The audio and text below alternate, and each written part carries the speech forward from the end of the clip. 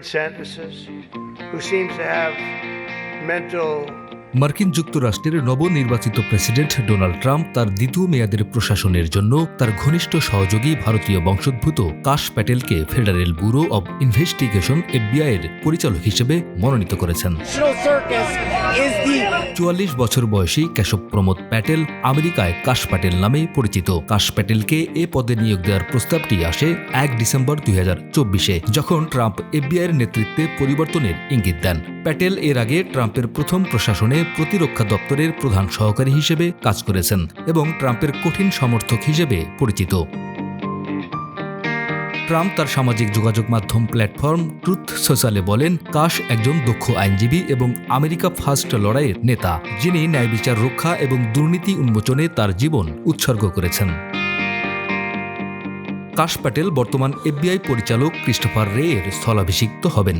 যদিও FBI-এর বর্তমান পরিচালক রে এর চাকরির মেয়াদ আরও ৩ বছর রয়েছে। ২০২৭ পর্যন্ত তার মেয়াদ থাকলেও তাকে সরিয়ে দেওয়া হবে বলে ধারণা করা হচ্ছে। ক্রিস্টোফার রে FBI-এর প্রধান থাকার সময় আদালতের সম্মতিতে সরকারি গোপনীয় নথি উদ্ধারে ট্রাম্পের বাসভবনে তল্লাশি চালানো হয়েছিল। এ ঘটনায় তিনি ট্রাম্পের বিরাগভাজন হয়েছেন বলে ধারণা করছেন বিশ্লেষকরা। প্যাটেল একজন ভারতীয় অভিবাসী পরিবারের সন্তান এবং তিনি জাতীয় নিরাপত্তা উপদেষ্টা এবং প্রতিরক্ষা আইনজীবী হিসেবে কাজ করেছেন। যুক্তরাষ্ট্রের কেন্দ্রীয় সরকারের আইনজীবী ও কৌশলী কাশ প্যাটেল ২০২৩ সালে গভর্নমেন্ট গ্যাংস্টার নামে একটি বই লেখেন। বইটিকে ডিপ স্টেটের শাসন শেষ করার রোড ম্যাপ হিসেবে অভিহিত করেছেন ট্রাম্প।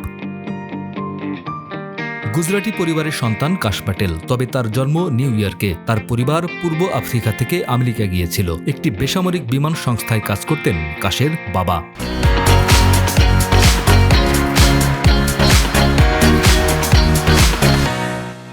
আইন নিয়ে পড়াশোনার জন্য নিউ ইয়র্কে আসার আগে রিচমন্ড বিশ্ববিদ্যালয় থেকে স্নাতক হন কেশব। ব্রিটেনের ইউনিভার্সিটি কলেজ লন্ডনের ফ্যাকাল্টি অব ল থেকে আন্তর্জাতিক আইনেরও ডিগ্রি রয়েছে কাশ প্যাটেলের। নিউ ইয়র্কে পড়াশোনা শেষে ফ্লোরিডা স্টেট পাবলিক ডিফেন্ডার হিসেবে কর্মজীবন শুরু করেন কাশ প্যাটেল। পরে আরও ৪ বছর ফেডারেল পাবলিক ডিফেন্ডার হিসেবে কাজ করেন। এরপর ওয়াশিংটনে বিচার বিভাগে টেরোরিজম প্রসিকিউটর হিসেবে কাজ করেন। প্যাটেলের মনোনয়নে সিনেটে ডেমোক্রেটদের কাছ থেকে কিছুটা বিরোধিতা আসতে পারে, এমনকি কয়েকজন রিপাবলিকান সিনেটরও আপত্তি জানাতে পারেন। তবে বেশ কয়েকজন প্রভাবশালী রিপাবলিকান নেতার কাছ থেকে সরাসরি সমর্থন পেয়েছেন তিনি, যাদের মধ্যে অন্যতম হলেন টেক্সাসের অ্যাটর্নি জেনারেল কেন প্যাক্সটন। উল্লেখ্য, আগামী ২০ জানুয়ারি নবনির্বাচিত মার্কিন প্রেসিডেন্ট ডোনাল্ড ট্রাম্প শপথ গ্রহণ করবেন। ডেস্ক রিপোর্ট, আমাদের সময়।